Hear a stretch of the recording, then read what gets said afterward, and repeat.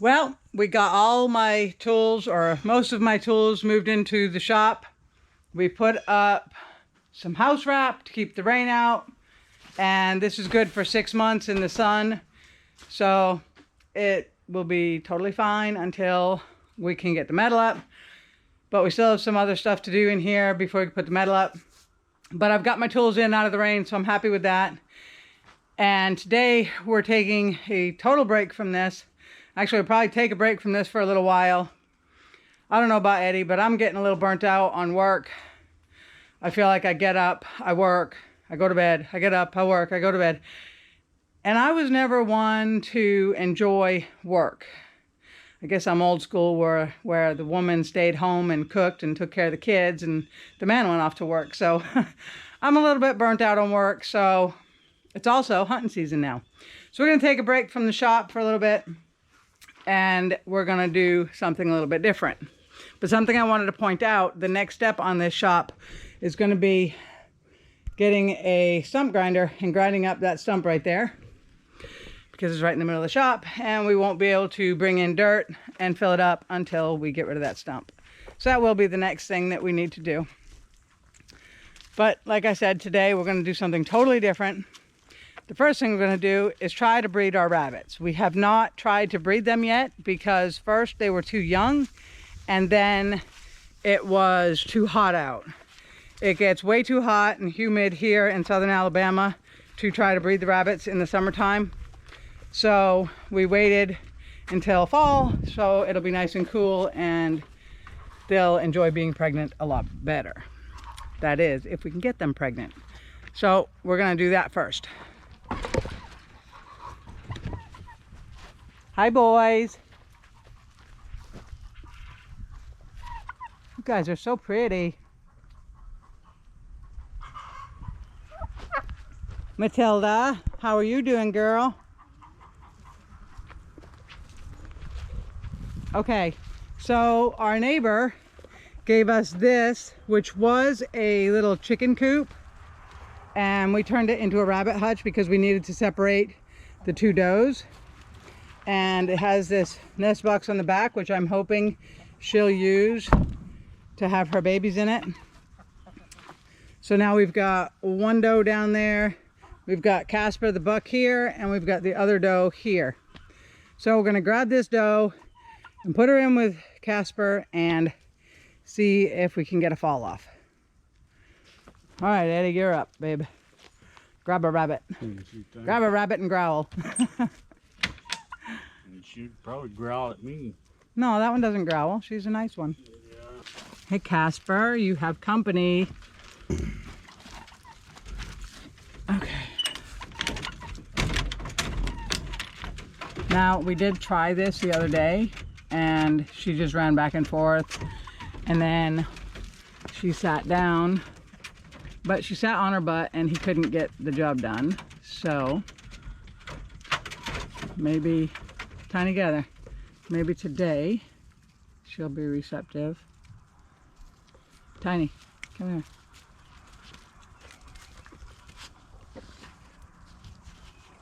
here. What do you want?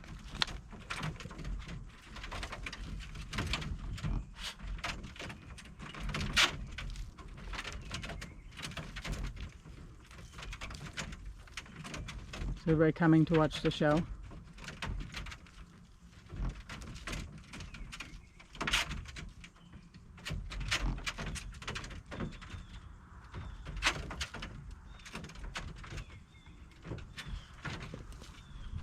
Okay, he's got on her butt. I think she's got her butt down.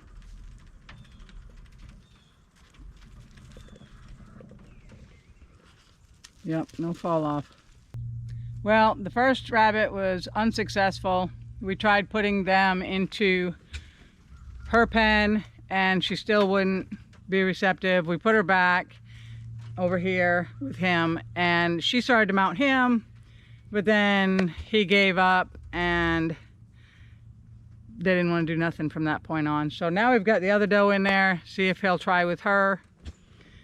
If we still can't get anything done, we will try again tomorrow, and we'll just keep trying until they're used to them enough, I guess, that they'll be receptive. to having babies, because I'd like to have some babies around here. But we're gonna see what happens with this doe and see if they can get it done. He's done a good totally up.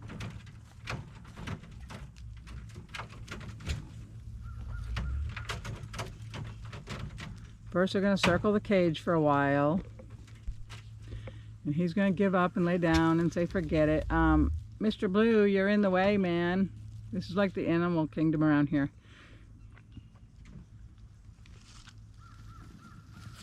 Oh, and here comes Fergie too.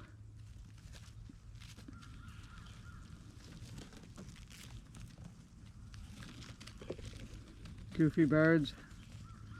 And I've got Miss Brown pecking at my back over here. How you doing, Miss Brown? And we've got two rabbits over there that don't seem interested in each other at all. Well, this pairing didn't work either. I don't know if he's just tired or if he gave up, but he's not even really trying with this one. He chases her around a little bit. They go around in a circle for a second and then he lays back down. So we'll try again later today, see if anybody's a little bit more receptive. From what I read, you can wait a few hours and then try again. So that's what we're gonna do. We have something else we need to do right now.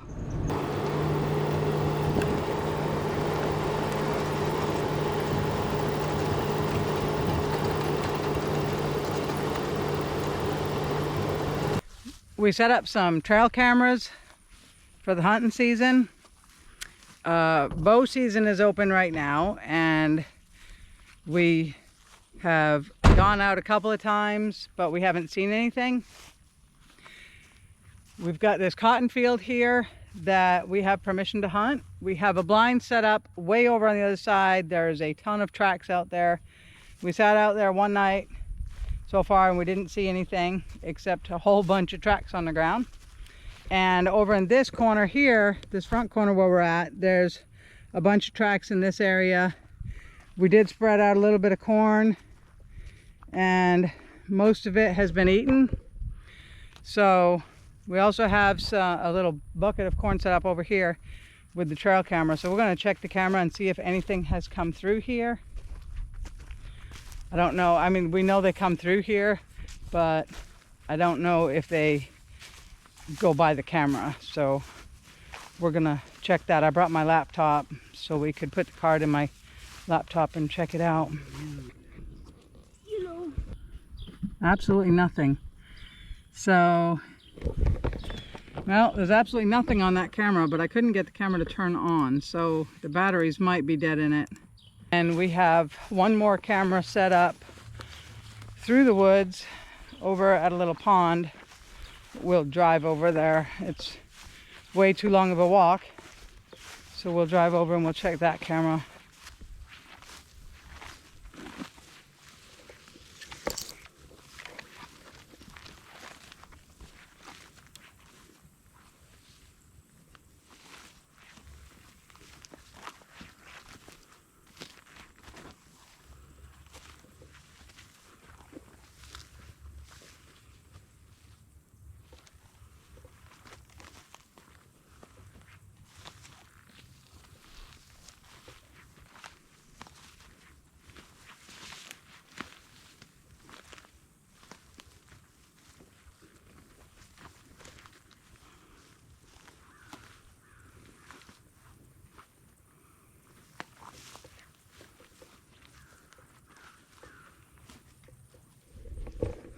All right, so there are no pictures on that camera, just none, period. And it looks like the pond is drying up. That's all that's left of the water. The water was way up here just a couple days ago, so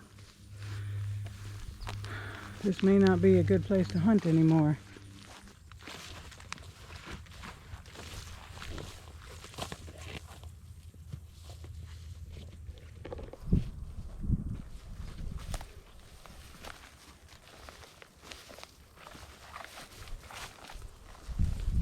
Well, checking the deer cameras, was a little depressing. We were really hoping we would see something on those cameras, but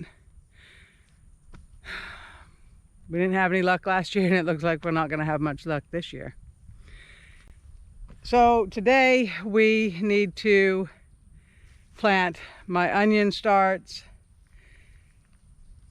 I'm not having much luck with gardening this year either. These are my onions that I started over a month ago, and you're supposed to wait until they're like 6 inches before you transplant them outside. But this is store-bought dirt that I put in this tray, and they're just not growing anymore. So I don't know what's going on. I can't seem to purchase any good dirt or soil around here. My garden beds, we put in mushroom compost. Well, it's way too dry. The water goes straight through it. So the plants aren't getting enough water because it doesn't hold any water at all. It's just bone dry all the time. There's also no nutrients in it. The plants aren't growing. They're coming up as a seedling, and then they are stunted and they just stay there. So this winter our plan is to get a lot more cow manure and add it to all of the garden beds, and hopefully that will help. If anybody has an idea of something else I can add to the beds to help. I don't have any compost of my own. We've been trying to make it, but without a tractor to stir it all up, it takes a long time for it all to break down. We do have the rabbit manure, which we've been adding to some beds here and there. We have the chicken manure and the quail manure, but that's too hot. Now I might put that in the beds this winter, because then it'll have until spring to break down a little bit before we plant in it. But if anybody has an idea of something else I can add to the beds to add nutrients, add something so that my stuff will grow, I'd love to hear it, because I don't know what it is about Alabama. I've never had a problem like this growing a garden before. I'm just at a loss for words. I don't know. Okay, anyways, we're gonna get these onions put in, and these 2 rows right next to it, we have a row of carrots and we have a row of garlic. Now all of the garlic came up and it's looking really nice. Some of them are starting to turn yellow, might be too much water, not sure. The carrots, I got to tell you guys a story about carrots while Eddie's doing a little bit of weeding. I planted carrots at least 3 or 4 times in some of my garden beds, and they wouldn't sprout. And I know carrots are harder to sprout. So I decided to really think about it. And I was like, okay, you're supposed to keep the carrot seedlings moist, but that's really hard to do when the water is just going through the garden beds and being totally dry all the time. So we went down to the store and we bought this white fabric right here. We bought this white fabric.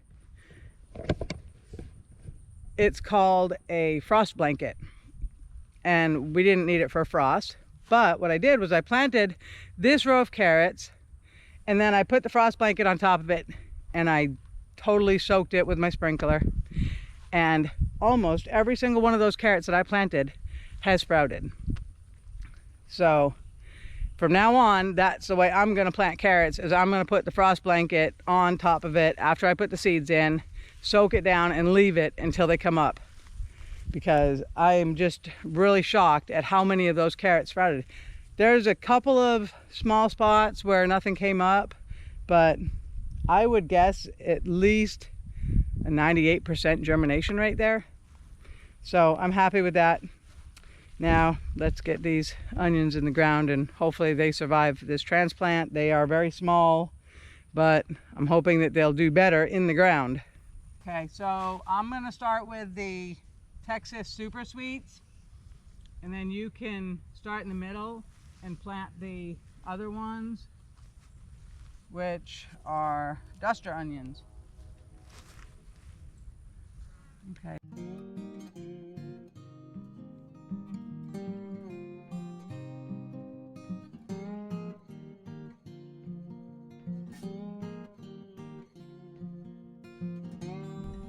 know, these nice warm days, they spoil you. You're like, oh, it's November and it's so nice out. And then give it a couple of days and you're gonna be freezing. What are we gonna do? We got more seedlings than we have space for. You got Oh, what? a long road, but I see you got a lot of shit. Yeah, I got over a half of a tray still of mine. So we don't have a lot growing this time of year. Basically, we have some leftover stuff. Now over here, I did plant the chard. And like I said, this is just totally bone dry. I had planted spinach over on that side and all I see is weeds. And then here we have some chard that it just won't, looks like it's getting buggy too, but it won't get any bigger. So I don't know, I may have to start some more chard. Here is our, I think this is tarragon. It's doing really good. It's been growing all year. And then we have some pepper plants. One's got a pepper on it. And we're gonna have a freeze in a couple of days. Well, it's gonna get down to like 36. There's actually a flower on there. A couple of them. But it's gonna get down to 36 in a couple of days at night. So I'm gonna dig up what I have left of these pepper plants and I'm gonna try to save them through the winter. Here's another pepper plant with an itty bitty pepper on it. I'm gonna try, I've never tried it before, but I'm gonna try to overwinter these pepper plants. Our asparagus went nuts. It filled up this whole bed and it had all started to die back like this. It died, but now we have more green in there. I don't know why it decided to grow again. Maybe because it got cold and then warm again, but.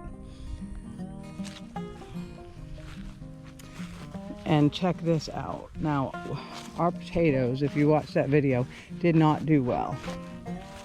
And now, these won't make, but we have volunteer potato plants from something I left in there. So we have this plant here, an itty bitty one there. There's this big plant here. And then there's a potato plant there, and there's one there, and there's one there. So maybe I'm growing at the wrong time of year because those potato plants are a lot greener and a lot fuller than what they were when I planted them. My strawberries got overtaken by weeds and it killed off most of them. There's a bunch down here still, but they'll spread out next spring, so I'm not too worried about it. The marigolds took over that whole bed. I had 2 marigold plants down here. I think that was all I had. I might have had one in that corner, but they've taken over the whole bed, which is fine. They're full of bees right now.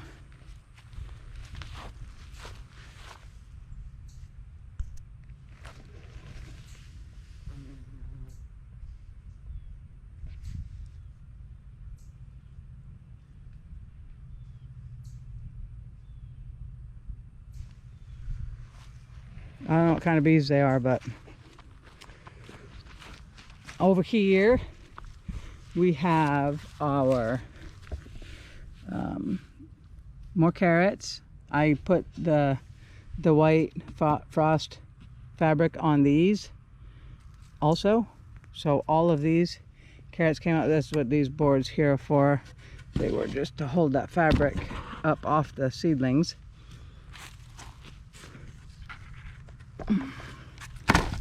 So all of these carrots came up, and then we have celery right next to it. I tried to grow celery in the spring, but it just got so hot so fast that they didn't grow. And then we have some lettuce over here. That's a weed. But these are lettuce. I had to replant because something came in and ate I think all of them except for this one. And even these are growing super, super slow, but these get a lot of shade. So I'm not sure how it'll do. Looks like the lettuce on the other side of the drip line, which was supposed to be butter crunch. There's like one there, but not much. There's one there. And I did replant those, so they still didn't come up.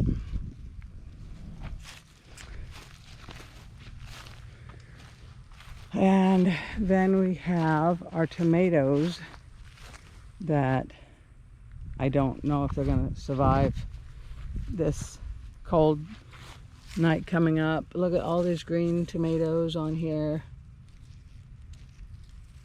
This was a volunteer plant. This entire bed here is a volunteer. I did not plant this. For some reason, I get tomato plants growing absolutely everywhere.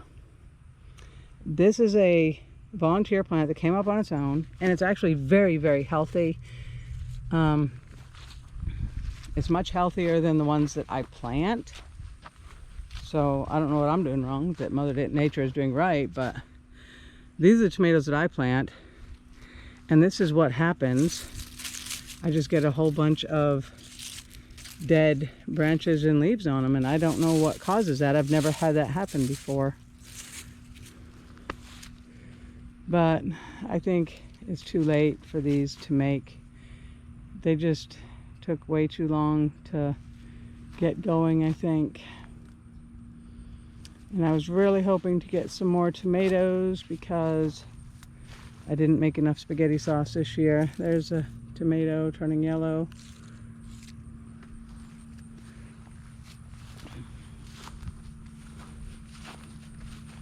I mean, the plants look pretty good. They're big and they're green. Some of them are falling over. They're a jungle. I did not trim them.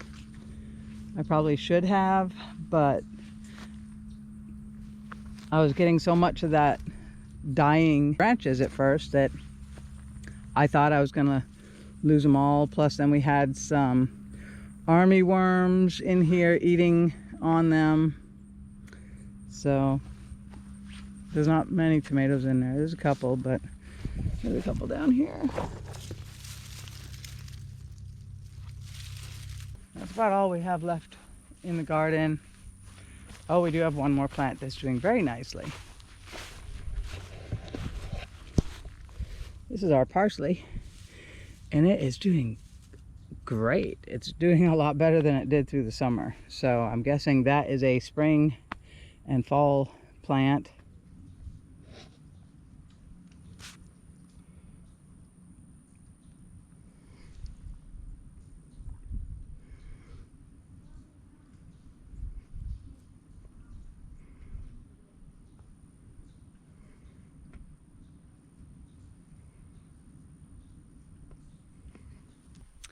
All right, guys, I know we weren't building anything or, you know, doing anything of major importance. This is our life, but we appreciate everybody being here with us. And if you haven't already and you liked any of our videos, please go down and hit the subscribe button because it really does help us out. And we will see you next time. Well, we were heading down with the peppers that we just potted up. A gentleman that Ocean's been working for had some pigs for sale, and he showed up out of the blue.